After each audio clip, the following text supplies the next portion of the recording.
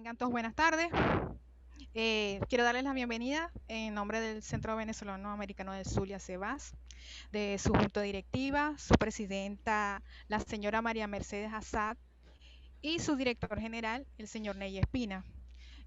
Una nueva sesión de su ciclo de conferencias ahora virtual, Voces de la Literatura Norteamericana, programa que tiene como propósito difundir la obra de los escritores más destacados de la literatura estadounidense.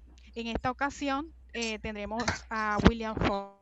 No, no, simplemente yo quería, ya que estamos iniciando esta jornada, pues nuevamente agradecer al Centro Venezolano Americano del Zulia, al CEBAS, y a toda su junta directiva por esta oportunidad. Voces de la Literatura Norteamericana es un proyecto que surgió, para los que no estén informados, en los salones de la Escuela de Letras de la Universidad del Zulia. Y esta actividad hoy es muy especial porque el CEBAS ha colocado dentro del flyer el escudo de la Universidad del Zulia como una muestra institucional de apoyo a la universidad. Y eso me parece extraordinario, no solamente por la circunstancia personal, sino por la circunstancia institucional que vive la universidad. Cuando las cosas están tal vez más oscuras, surge esta actividad y se ha mantenido en el tiempo gracias al apoyo del CEBAS. Bueno, la conferencia de hoy, por problemas técnicos, la voy a hacer yo solo. Recuerden que este proyecto estaba manejado por la profesora Nílibe y en mi persona. Y por distintas situaciones personales, ahora estoy yo afrontando la responsabilidad por lo que significa, ¿no? Y había una vieja deuda de el Voces de la Literatura con uno de los escritores más impresionantes, más grandes, más geniales que ha dado esa literatura. Y digo esos calificativos no sin ánimo, no con el ánimo de edulcorar el discurso, sino porque William Faulkner representa tal vez la figura intelectual, el escritor que mayor impacto ha generado, no solamente en la literatura de su país, en Estados Unidos, dentro de la literatura del habla inglesa, sino en la literatura latinoamericana en general o en habla española. Ya al final de la jornada estaremos hablando de las conexiones que ustedes deberían hacer a la hora de leer algunos escritores latinoamericanos y ver en esos escritores la presencia inevitable, ineludible del estilo, de la manera de construir, de incluso de las sagas estas familiares que William Faulkner desarrolló en su obra. Es importante ubicar a este escritor, ¿no? Es un escritor que nace en el año 1897 y nace concretamente en Mississippi, en la ciudad de New Albany. Y luego se traslada a los 5 años hacia la zona de Oxford, donde va a desarrollar su vida personal y su vida intelectual, por supuesto. Pero del transcurso de toda su vida, la obra de Faulkner es una obra realmente gigantesca que no podemos abordar en 40 minutos. Sería una tontería decir que en 40 minutos vamos a abordar toda la literatura. Vamos simplemente en estos 40 minutos a hacer una pequeña introducción a ese mundo narrativo. Porque si nosotros pensamos en los escritores como planetas, William Faulkner es simplemente un sistema, ¿no? Sería el sistema solar. Si nosotros pensamos a los escritores como sistemas solares, William Faulkner sería una galaxia, ¿no? Por la inmensidad de su trabajo y sobre todo por la intensidad de su trabajo.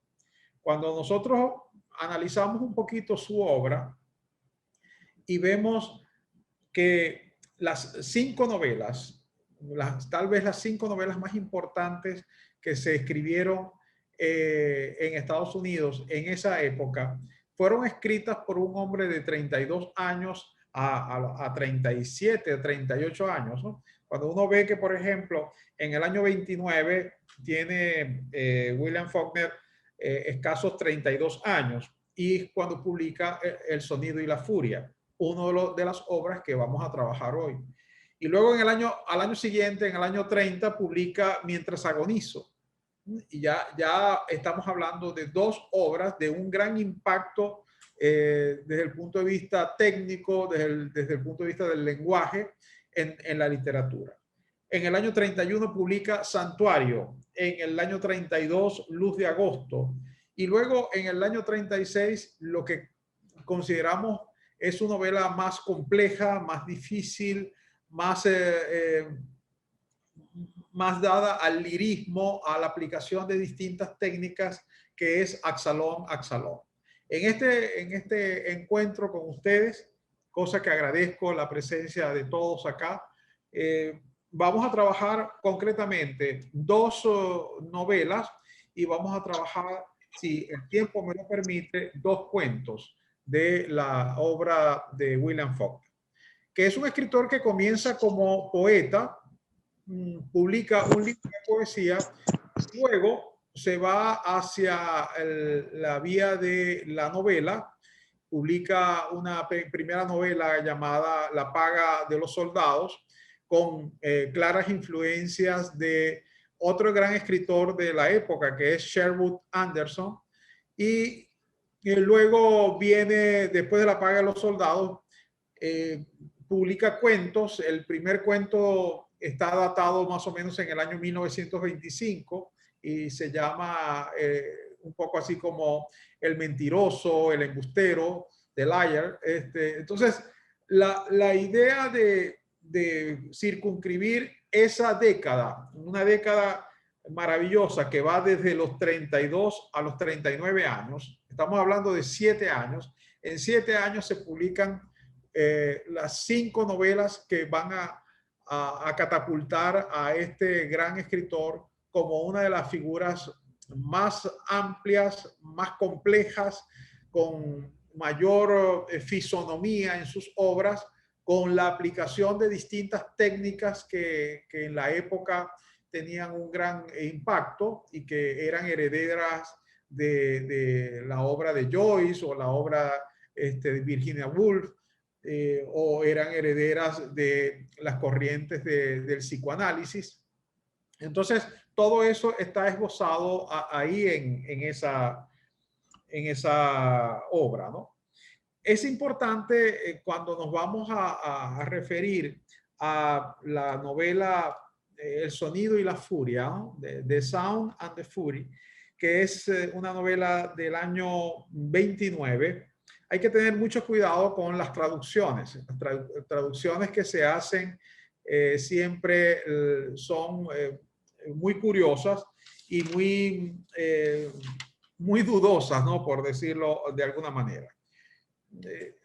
Faulkner fue un gran lector de 2 elementos fundamentales. Uno, autores clásicos como el caso de Shakespeare, y por supuesto es un gran lector, casi obsesivo lector de la Biblia y concretamente del Antiguo Testamento.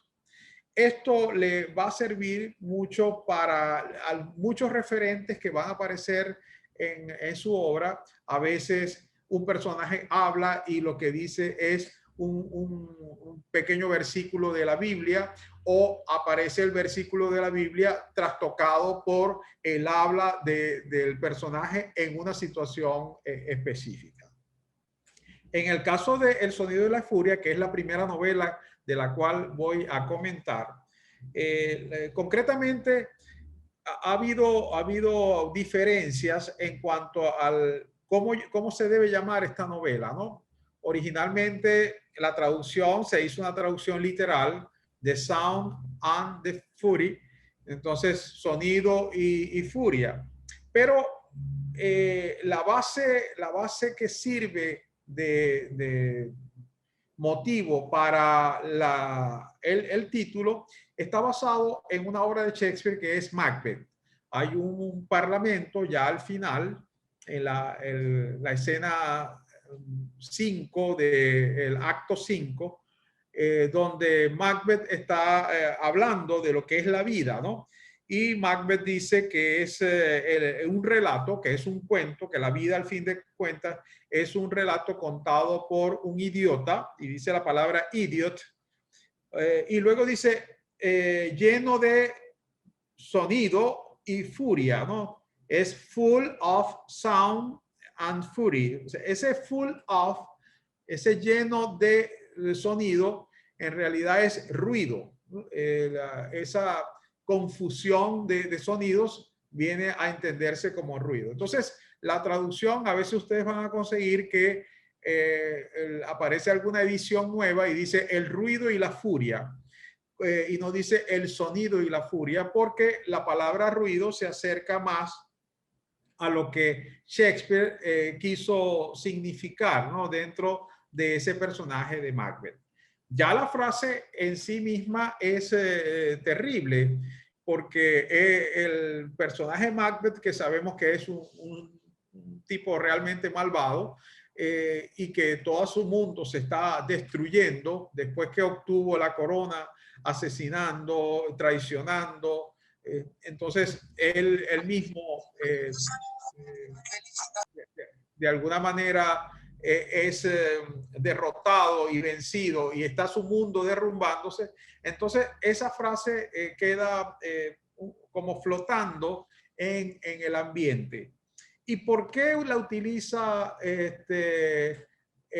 Faulkner? Porque el sonido y la furia, que así lo vamos a llamar para los fines de cada vez que nombremos la novela, el sonido y la furia es básicamente la historia de una familia y la manera como esa familia se degrada, cómo se derrumba y cómo muestra toda la decadencia de una familia del sur de los Estados Unidos, de una familia que había sido heredera de cierto aire aristocrático del pasado y que luego deviene en unos personajes realmente tortuosos con unas apetencias y unas complejidades sumamente amplias. La novela trata precisamente de esa saga familiar, ¿no? En el caso muy concreto, la familia que se refiere está configurada por Caroline, que es la madre, que se ha casado con un tal Jason III, Jason Richmond, y ha tenido una serie de hijos. Los hijos son Candace, que viene a ser Cady dentro de la novela, Quentin, Jason y el personaje que a mí realmente más me fascina de la novela, que es Benjamin o Benji, ¿no? Que es el personaje tal vez más encantador desde mi punto de vista, pero más doloroso desde mi punto de vista también, ¿no? ¿Qué ocurre con esa familia?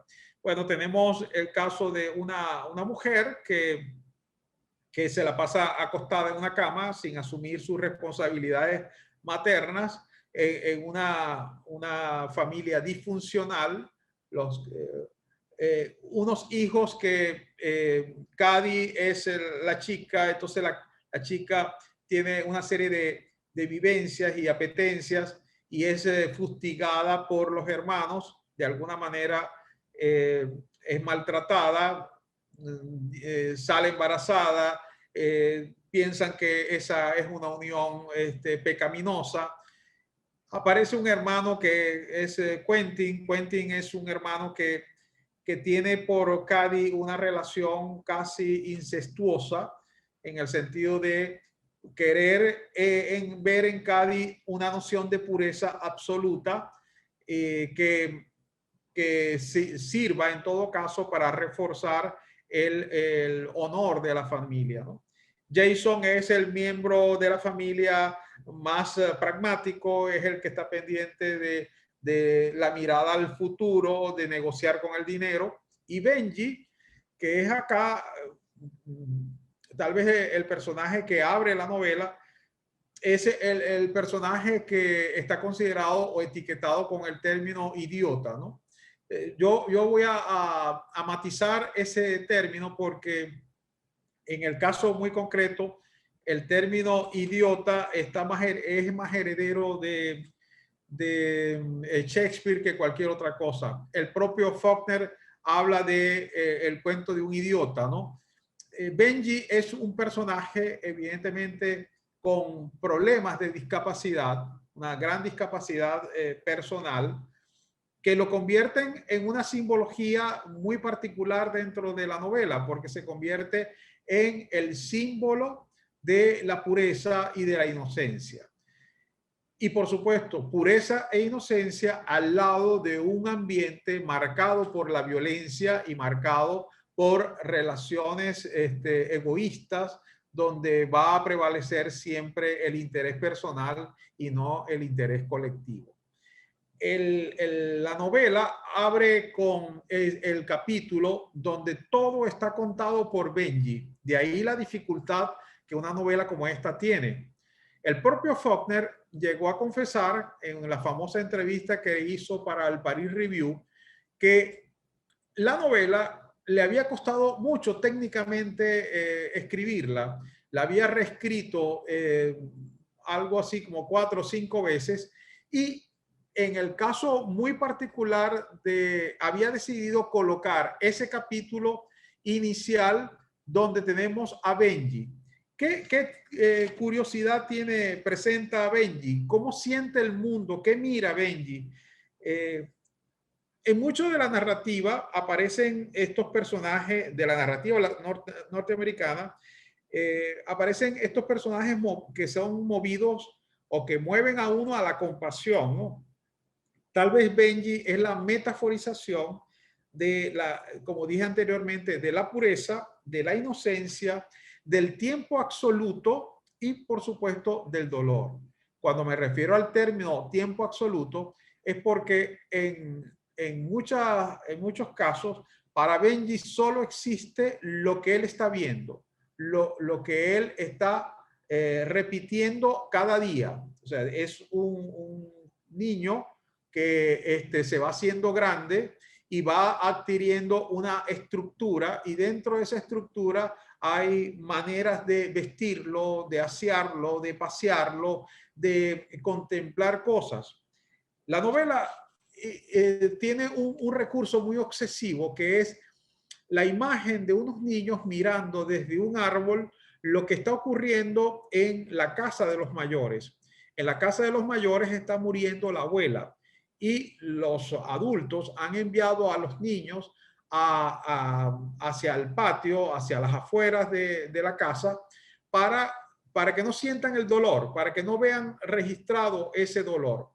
Entonces, la novela tiene, cada vez que sube uno de los niños al árbol, empieza a contarse esa historia. Y Benji mira y dice lo que está viendo, pero no sabe por qué está viendo lo que está viendo. Al mismo tiempo, no puede suponer cosas porque no puede encontrar el por qué o las razones. Encuentra el qué y el cómo se están dando. Al mismo tiempo, Benji es un personaje que tiene una gran capacidad sensorial. Todo lo que él percibe de los otros hermanos y de Cady, que es el personaje femenino central de la obra y quien le brinda mayor cuota de amor, Cady es representada para Benji como un olor, ¿no? Entonces, para Benji, cada vez que hay olor a madre selva, entonces ese olor le remite a su hermana. ¿Qué ocurre con Benji? Lo terrible, cuando la inocencia sale en un mundo decadente y en un mundo que está fracturado en toda su escala de valores. Hay un momento en que Benji siente una atracción un poco compulsiva hacia otra joven cuando tiene 14 años y simplemente los familiares vienen y lo castran, ¿no? Entonces, ese es el gran castigo hacia Benji. Benji va creciendo y hay una parte de la novela que tiene 33 años y esos 33 años representan a un hombre, pero que piensa y se comporta como un niño y como tal es capaz de mirar el mundo desde esa inocencia, esperando vivir todas las expectativas posibles. Benji solo es capaz de reproducir la realidad en términos de lo que ocurre, ¿no? En una anotación que tengo acá, se las leo con mucho cariño. Es un personaje cuyo tiempo está detenido y sus motivaciones giran en torno a las necesidades básicas e instintivas, a rutinas marcadas por la costumbre de otros, a rituales de extraña significación, amor, violencia, compasión, castigo, ¿no? Eso es una anotación para que va surgiendo esto. Cuando a Faulkner se le criticó por qué comenzaba con ese capítulo, uno de los argumentos que Faulkner dio es que el escritor no lo puede saber todo y que el escritor va a través de su trabajo descubriendo y estableciendo conexiones entre ese gran fragmentario que es la realidad.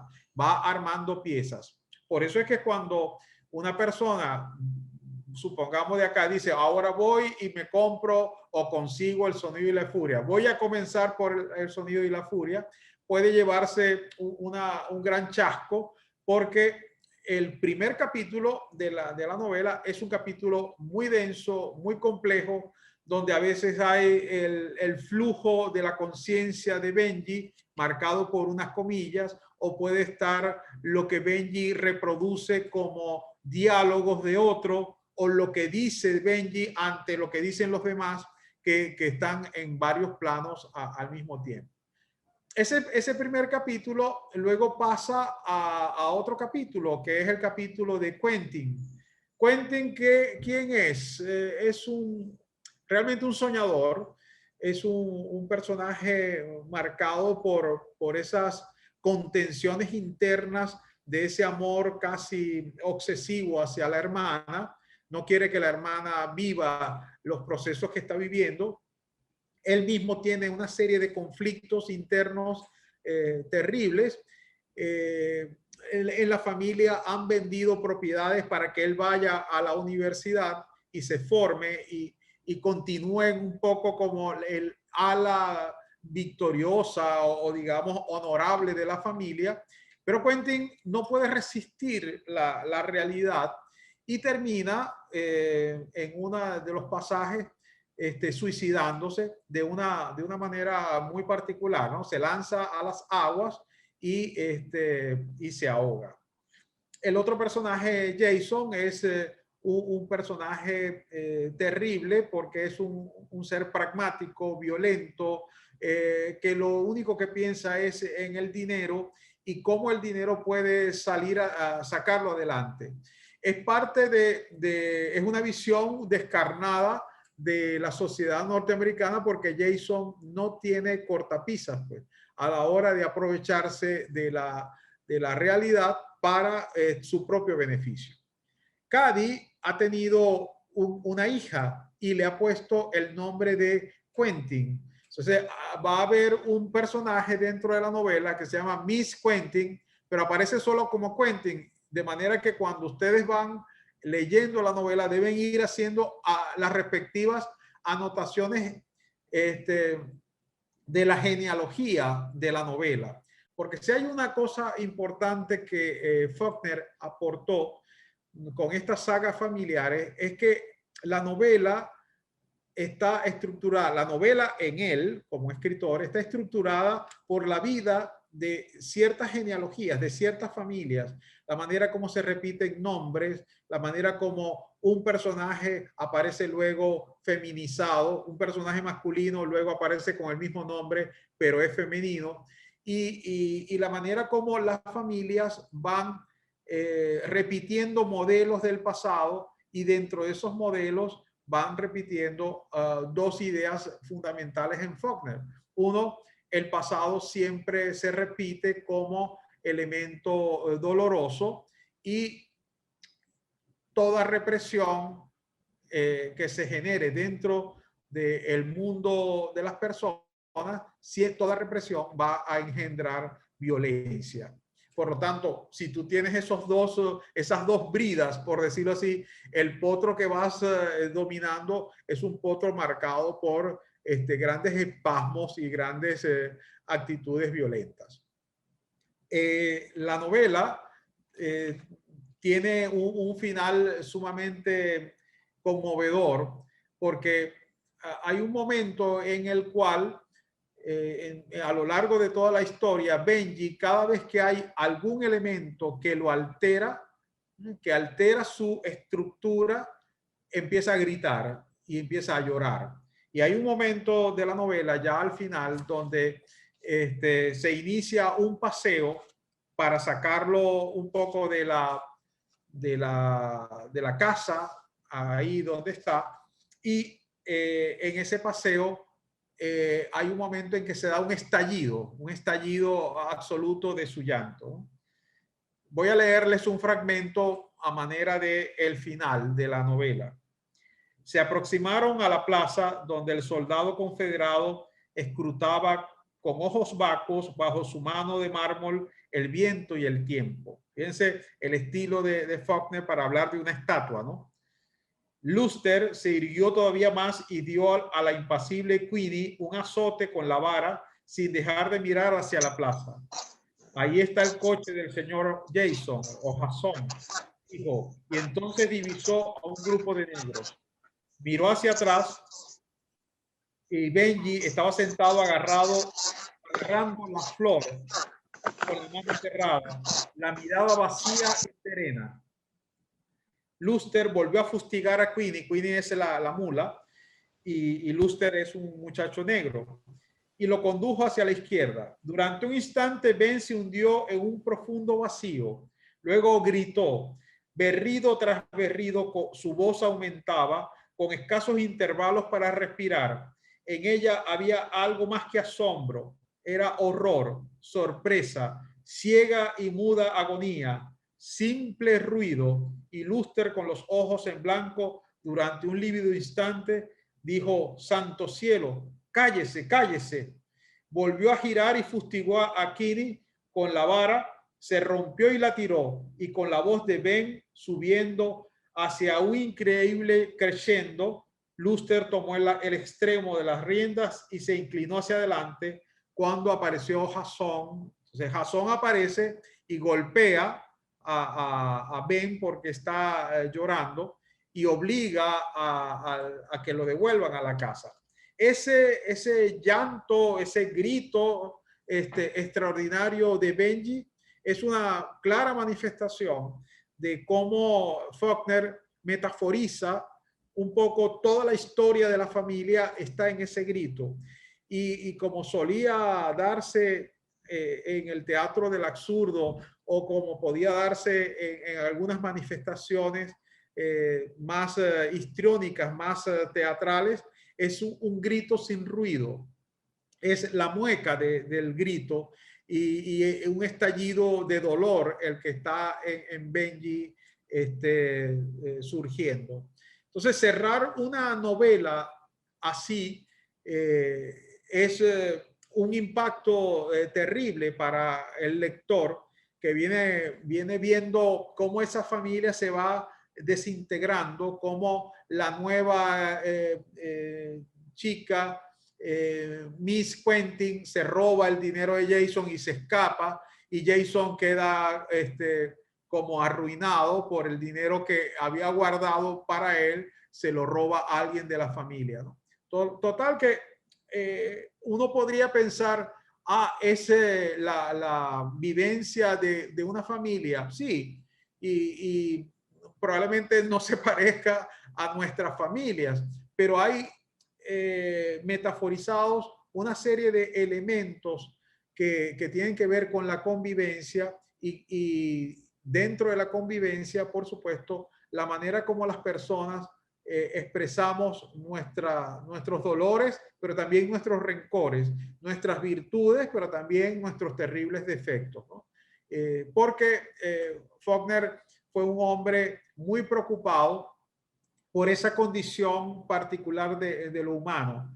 Cada vez que lo entrevistaron, su preocupación eran los grandes dilemas filosóficos del hombre, ¿no? Las grandes coyunturas, las grandes circunstancias, ¿no? Por eso es que una vez, cuando estuvo acá en Maracaibo, le preguntaron que si el hombre prevalecería, ¿no? Y sí, y dijo, dependiendo de las circunstancias, ¿no? Porque a veces esa idea que se ha manejado de que todo lo podemos, realmente depende de las circunstancias que nos toque vivir. Cierro con esto nuestra primera novela para meternos en la segunda, que es la novela también de otra familia, que es la novela Mientras agonizo. Mientras agonizo ya nos revela a otra familia, que es los Bundren. La familia Bundren está marcada por también personajes de una dimensión y de una complejidad bárbara, ¿no? ¿Qué cuenta la novela? La novela está contada en función a monólogos. Por lo tanto, para seguirle la pista a la trama, tenemos que seguirle la pista, el hilo conductor a cada monólogo. Y los monólogos van revelando distintas situaciones de una trama que está caracterizada por lo siguiente. Hay una madre, en este caso Adi Bundren, y Adi muere. Y en ese proceso de la muerte, cuando está en esos procesos de agonía, ella pide que sea llevada a Jefferson y sea enterrada en ese pueblo que forma parte de lo que es el sur de los Estados Unidos, ¿no? Y que luego formará parte de esa gran creación de Faulkner, que es Yoknapataufa, que es ese pueblo mitológico donde suceden todas las tramas de sus novelas. Ella ha tenido una serie de hijos, Jewel, Dar, Dewey, Dell, Cash, y un hijo menor. Ha tenido hijos incluso con un párroco, lo cual ya siembra en la novela la idea del pecado. Cuando uno revisa todo lo que es el mundo de esos monólogos, imagínense ustedes leer una novela que cada capítulo o cada parte está marcado por uno de los nombres.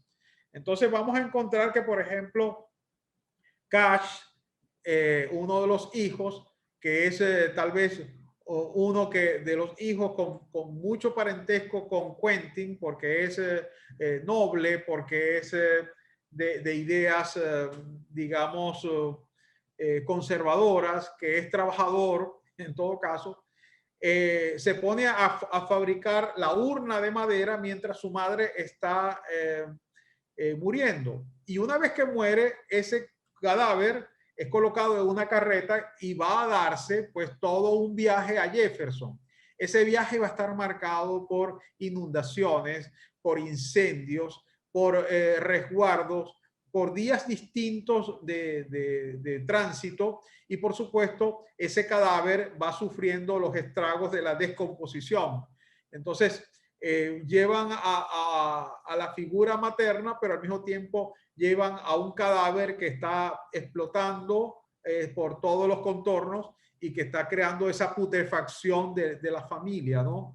En la que están. En ese interín, Cash, que es el carpintero, sufre un accidente, tiene una pierna fracturada y a la familia no se le ocurre otra cosa que ponerle una estructura de cemento sobre la pierna como para mantenerla rígida y eso crea la descomposición de las heridas y al mismo tiempo Cash termina siendo amputado. O sea, una novela donde lo terrible lo terrible de los personajes a veces tiene que ver con las mínimas apetencias. Por ejemplo, Anse Bundren, que es el patriarca, su preocupación fundamental en todo ese tránsito de la madre que está muriendo o de la esposa que está muriendo es que él no tiene dientes y que necesita unos dientes nuevos para poder comer. Y al final de la novela nosotros vemos que él decide tomar un dinero, sacarse unos dientes, buscarse una esposa nueva y regresar como si nada hubiera pasado. Son historias donde va a prevalecer la violencia, va a prevalecer lo sexual.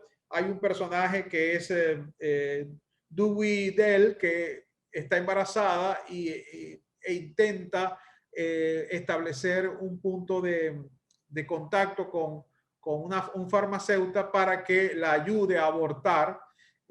Surge un personaje joven que le dice que es médico y que la va y termina realmente violándola en toda esa estructura. Por lo tanto, cuando nosotros estamos en presencia de estas sagas familiares, tenemos que mirar ese panorama humano con mucha cautela, porque hay momentos en que hay personajes que nos producen una profunda repulsión, pero que al mismo tiempo Faulkner ha colocado esa repulsión al lado del gesto de pronto más noble o más puro. Entonces, en mitad de ese tránsito entre lo sórdido y lo puro, vamos a encontrar siempre la materia narrativa de la cual Faulkner siempre nos habla, ¿no?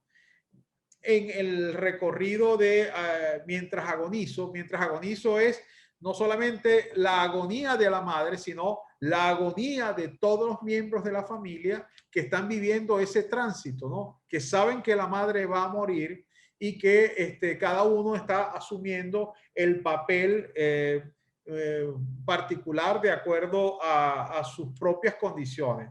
Por ejemplo, hay un personaje que es el personaje de Darl, y Dar es un muchacho completamente loco, pues. Y cuando digo loco es porque es capaz de tener resoluciones a sus problemas sin importarle con quién vive, cómo vive, a quién empuja, a quién golpea por satisfacer sus propias apetencias. En toda la saga aparecen descritos los personajes. Por ejemplo, el párroco ese Whitfield, que es el padre de Jewel, es un hombre abatido por el remordimiento, por haber traicionado su condición de sacerdote para luego tener un hijo con una mujer que a su vez tiene una vida familiar y tenía hijos y tenía esposo y demás. Estas historias, por supuesto, en Estados Unidos pueden en este momento parecer tontas, pero si nosotros miramos desde una perspectiva más hacia lo humano, vamos a encontrar que la propuesta de Faulkner sigue actual, que pasan los años y por el contrario se hacen evidentes todas estas situaciones en la vida cotidiana, ¿no? Simplemente basta mirar el reporte que puede dar un trabajador social sobre la sociedad venezolana o sobre la propia sociedad norteamericana y van a encontrar pues distorsiones terribles en esas sagas familiares. Quiero hacer una parada acá para que entiendan un poco que este es un autor que siempre va a darnos una clave para poder entender otras literaturas, no solamente literaturas del mundo norteamericano. O sea, no se puede entender, por ejemplo, a Eudora Welty si no has leído a Faulkner. No puedes entender de pronto algunas cosas de Cormac McCarthy si no has leído a Faulkner. no puedes entender incluso algunos ambientes de Nueva Orleans y todo esto que plantea Tennessee Williams, si no has leído un poco esa ruralidad de la cual habla Faulkner. Pero en América Latina, las claves para entender a Faulkner vienen dadas por los escritores.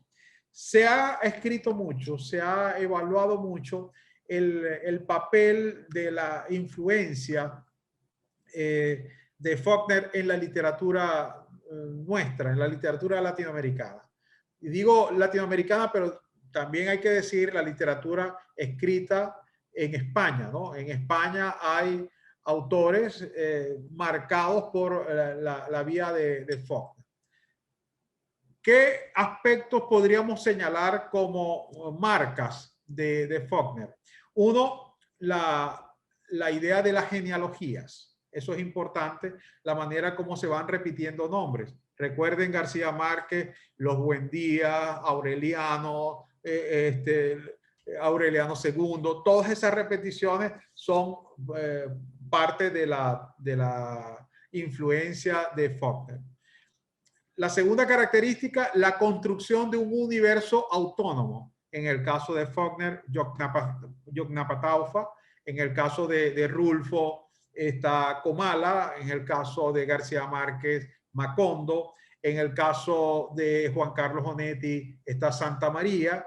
En el caso de Juan Benet, por ejemplo, está Región. Así se llama la región que tiene las novelas de Benet, están enmarcadas en ese sector llamado región, que hasta un mapa tiene, ¿no? O sea, igual que hizo Faulkner, que Yoknapataufa lo desarrolla en un mapa y dice dónde están ubicados los espacios y demás. Entonces, la segunda condición sería esto. La tercera condición, las actitudes de los personajes. Por ejemplo, yo recomiendo que cuando ustedes vayan a buscar a Faulkner, busquen los cuentos primero. Lean los cuentos y hay unos cuentos maravillosos. Yo recomiendo particularmente, si tuviéramos más tiempo, los podríamos analizar. Uno que se llama, que es muy famoso, que es Una rosa para Emily, que está en todas las antologías más importantes del cuento y del cuento norteamericano. Y un cuento que a mí me gusta mucho, que es Miss Sylvia Gant, que es un cuento que salió y se produjo en el año 32. El de Una rosa para Emily es del año 30, ¿no? Que estoy enmarcado, en todo caso, en el corpus que estoy trabajando de William Faulkner, ¿no? Ese corpus que va desde los 32 años de Faulkner hasta los 39 años. Esos 7 años de producción narrativa, ¿no? ¿Y por qué hablo yo de la textura? Porque, por ejemplo, una de las cosas más importantes que nosotros observamos en la literatura latinoamericana y concretamente en García Márquez o en el propio Rulfo es la construcción de los personajes femeninos. En estos dos cuentos que acabo de nombrar, Una rosa para Emily y Miss Sylvia Gant, el personaje femenino lo es todo. Es un personaje que va mutando, va transformándose dentro de silencios, con decisiones terribles que a veces toman. Por ejemplo, en Una rosa para Emily hay un momento en que ese personaje que se va quedando solo, que pertenecía a una saga familiar marcada por grandes personajes del pasado, se queda solo y al final se queda viviendo con un mayordomo anciano negro que ya lo que le sirve es más de compañía que de ayuda real en el hogar. Y es Emily, pues un buen día se aparece y dice, véndame el veneno más terrible que usted tenga. Y termina comprando arsénico. Y al final invita a alguien llega como pretendiente, se prepara la boda, todo. Al final, ese personaje desaparece y lo encuentran ya cuando las personas empiezan a tumbar las puertas de la casa para ver qué ha pasado con Emily, que ha muerto, y consiguen el esqueleto de ese pretendiente. Es un cuento misterioso de resoluciones oscuras en los personajes femeninos, al igual que uno puede conseguir en algunos personajes de García Márquez, ¿no? O en el propio caso de Juan Carlos Onetti, ¿no? Que tiene personajes tremendos, y tal vez, para mi gusto, es el escritor latinoamericano eh, que mayor influencia tiene del caso de William Faulkner. Y en el caso de Misil Feagán también vamos a conseguir estas cosas.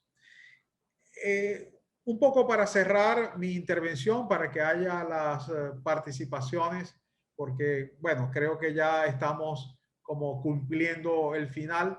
Yo quisiera leerles un texto que se ha repetido mucho y que ojalá pudieran simplemente fotocopiar y tenerlo pegado a la oficina, pegado en el cuarto, como referente directo, que tiene que ver con el discurso del premio Nobel.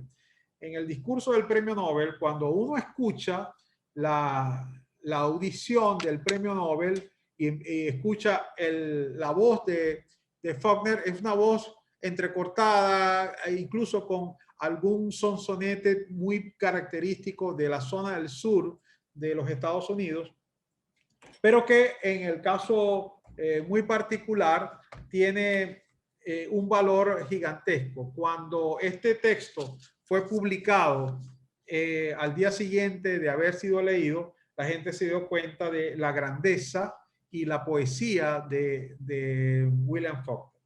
Porque a fin de cuentas, lo que es difícil en Faulkner es el hecho de que él es fundamentalmente un poeta narrativo, ¿no? En este caso. Y ya voy a darles una clave para poder entender a Faulkner. Dice el texto del premio Nobel lo siguiente, ¿no? Mientras vuelve a aprender estas cosas, escribirá como si fuese un testigo del fin del hombre. Está hablando del papel del escritor. Pero yo me niego a aceptar el fin del hombre. Es fácil decir que el hombre es inmortal simplemente porque resistirá.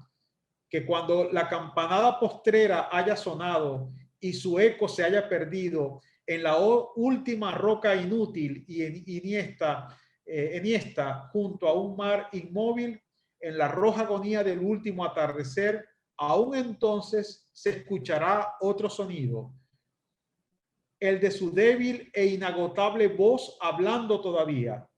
Me niego a aceptar eso, dice Faulkner. El hombre es inmortal no porque entre todas las criaturas sea la única que tiene una voz inagotable, sino porque posee un alma y un espíritu capaces de compasión y sacrificio y aguante.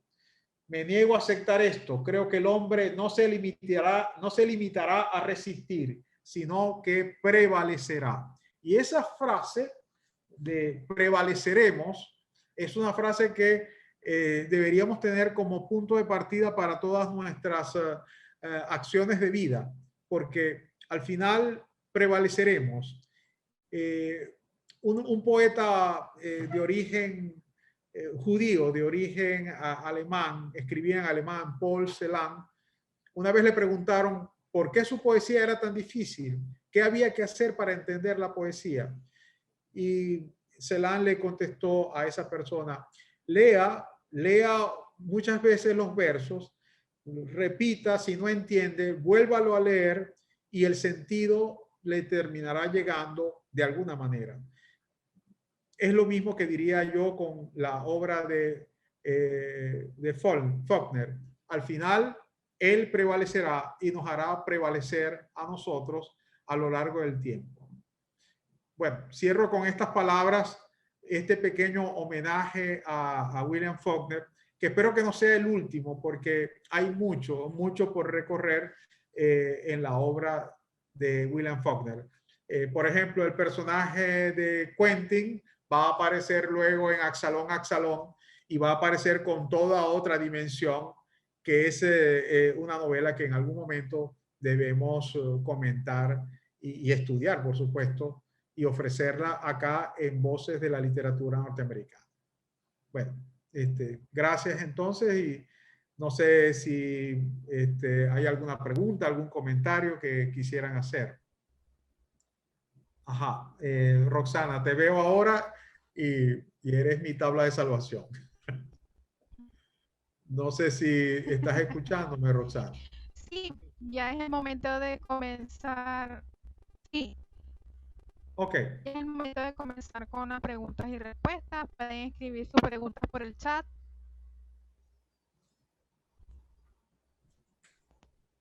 bueno, veo que Ok, acá en el tengo por chat hay aquí, una... por aquí comenta Eva. Sí, por aquí tenemos a Eva que dice, en mi pregrado estudié este autor de la mano del profesor Balmore Muñoz. Ahora lo vuelvo a leer en el Diplomado de Poesía Internacional con el maestro Carlos Gildemar Pérez. Ajá. Bueno, está muy bien que bueno que hayan tenido ya ese proceso de iniciación con estos dos profesores que ella ha nombrado. Eso ya es una ventaja a la hora de indagar ese mundo. Es un mundo que no se termina. Lo interesante en Faulkner es que tú terminas una novela y tú dices, tengo que volver a leerla, tengo que, porque a lo que vas analizando, vas encontrando que hay facetas distintas que están dentro del personaje. Por acá, por ejemplo, Yanis Domínguez me pregunta que explique la metodología de Faulkner respecto a los saltos en el tiempo. En el caso de él, una de las cosas más importantes que creo yo que siembra Faulkner es una mitología de cómo se escribe. Y cuando digo mitología es porque a él se le debe un poco la imagen de que el hombre está, el escritor está aferrado por demonios. No es una idea original de él, viene de, pero él la impone y muchos escritores latinoamericanos la han repetido. Mucho de la mitología de cómo él escribe está generalmente la imagen que prevalece en él tiene que ver con una imagen inicial. Por ejemplo, en El Sonido y la Furia hay unos momentos en los cuales una de los niños, de la niña, una niña sube y tiene los calzones llenos de barro. Entonces, la imagen que prevaleció en Faulkner es precisamente esos calzones. Cuando él lo comenta en la entrevista al Paris Review. Entonces, esa imagen se queda como una especie de leitmotiv. Y cuando luego hay un personaje que está lavando esos calzones y la mancha de barro no se quita y esos calzones pertenecen a Cady y Cady va a ser la portadora del pecado, entonces de alguna manera la mancha, el pecado empieza a adquirir toda una simbología. Eso nos permite a nosotros entender que para poder él armar la historia va saltando en el tiempo, como si fuera el caballo del ajedrez. ¿Por qué? Porque el salto en el tiempo le permite a él desarrollar dos condiciones que la novela tiene, ¿no? Que una, la novela tiene, es el gran arte de la divagación, o sea, a través de la novela yo puedo irme por caminos distintos, y el otro lado es que el tiempo, en el caso de Faulkner, se marca por tiempos absolutos, tiempos cambiantes, influjo del tiempo del pasado que afecta el presente y elementos del presente que se van al pasado, porque siempre cuando nosotros recordamos algo, por supuesto, estamos impregnando ese pasado. Por lo tanto, la verdad siempre es como una recurrencia que tiene Faulkner para decirnos, no hay verdades absolutas, las verdades dependen de cómo alguien recuerde cómo se hizo o cómo se dio una cosa en el pasado.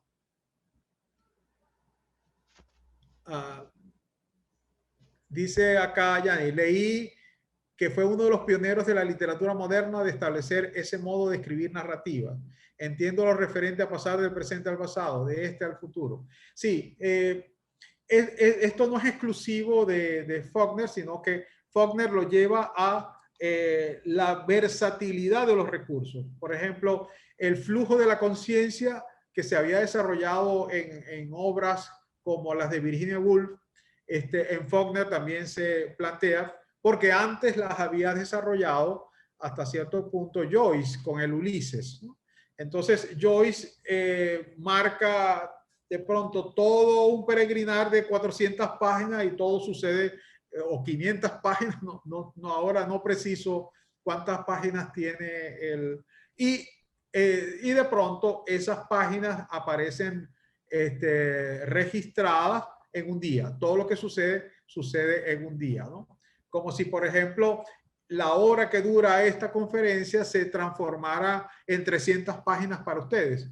Entonces, ahí esas 300 páginas, pues me dirían, oye, el poder evocativo de la persona que escribe sobre esta mínima conferencia sobre Faulkner es grandioso. Bueno, no, dice Carlos Urribarri, dice, creo que uno de los aspectos que más me maravilla de la manera en que Faulkner aborda sus historias es que de cierta manera no cuenta la historia en sí, sino la sombra de lo que sucede. Eso es muy cierto.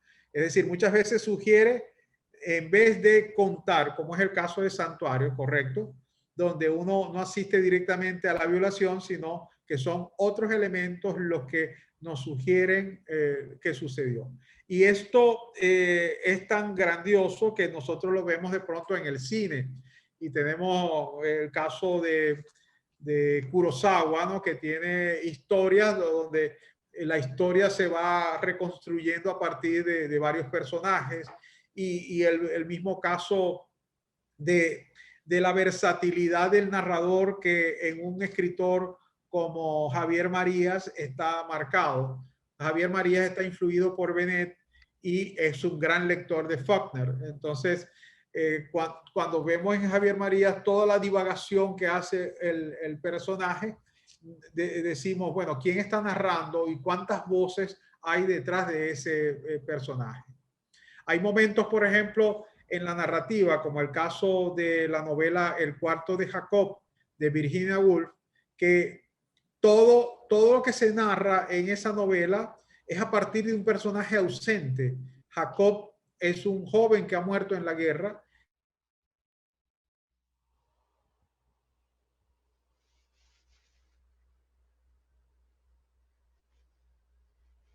La historia de alguien simplemente viendo dónde puso los libros, cuáles eran los zapatos favoritos, cuáles son los zapatos más gastados, qué colores usa, en fin, todos esos elementos. Dice por acá Yanni, voy a comenzar a leer los cuentos de Faulkner. Bueno, eso me parece una buena alternativa, ¿no? Leer los cuentos es lo que nos va a permitir ir haciendo cosas. Y hay un aspecto que yo recomiendo a todo lector, ¿no? Que haga anotaciones, que no solamente se conforme con la idea del subrayado, sino que el subrayado es una idea que se te ocurrió. A lo mejor no es original, pero es tu idea. Y es lo importante colocarla y decir, yo hice esta anotación a partir de a veces uno puede leer un cuento y quedarse con una imagen. Por ejemplo, cuando está describiendo a Emily, y con esto voy cerrando, de vez en cuando la veíamos en una de las ventanas de abajo. Evidentemente había cerrado el piso de arriba de la casa. Como un torso callado, un ídolo en un nicho, mirándonos o no mirándonos, sin que supiéramos nunca qué. Así pasó de generación en generación. Y fíjense los adjetivos: querida, ineludible, impertérrita, tranquila y perversa. Y así murió. Esos 5 adjetivos, cada adjetivo es un mundo, pues, y es un mundo infinito en cuanto al personaje como tal. Ok, no sé si hay alguna pregunta o me despido ya. Ustedes me dicen el tiempo, ¿no? No sé si alguien más quiere hacer algún comentario. Ajá. Por aquí Liliana colocó el poder de realizar ese análisis y descubrir el mensaje de la novela es todo un arte. Tratar de ver lo bueno dentro de ese panorama de drama familiar.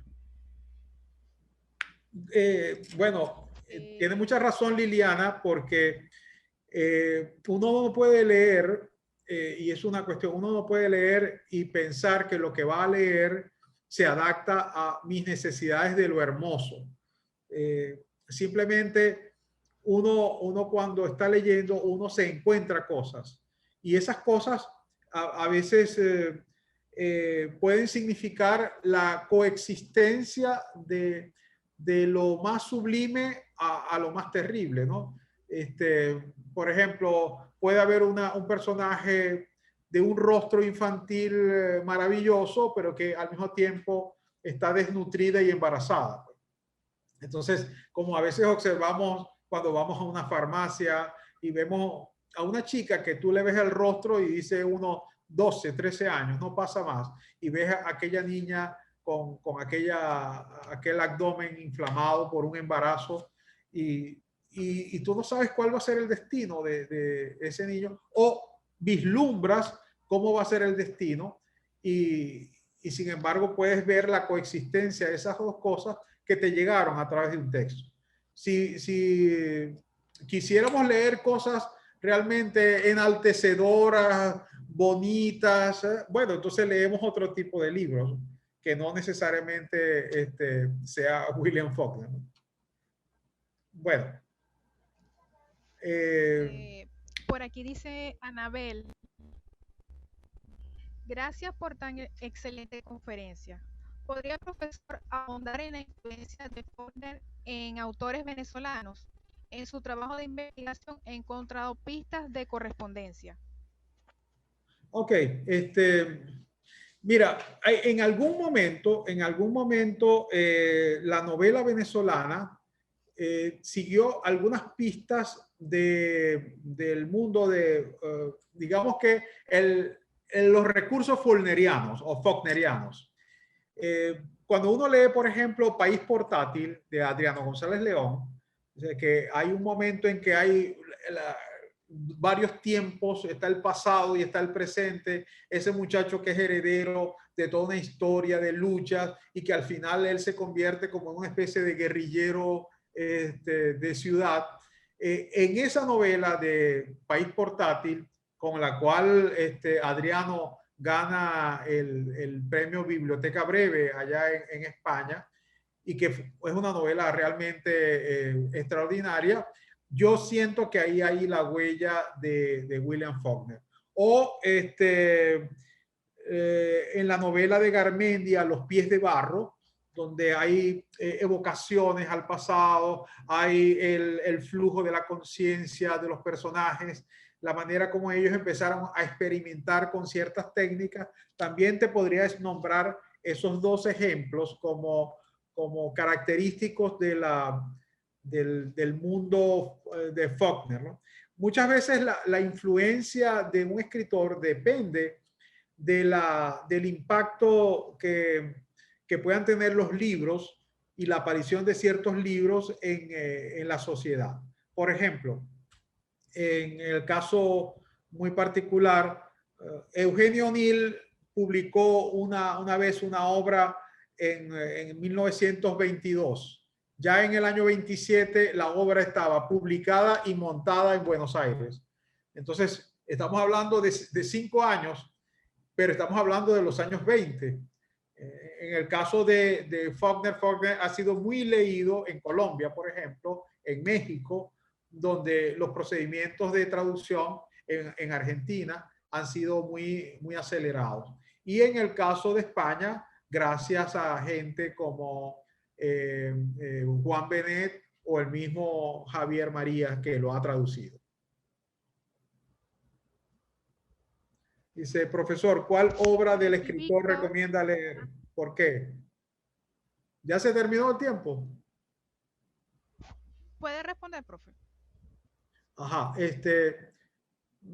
yo recomiendo los cuentos. Se meten, Una rosa para Emily sería un buen comienzo para entrar en el mundo de William Faulkner.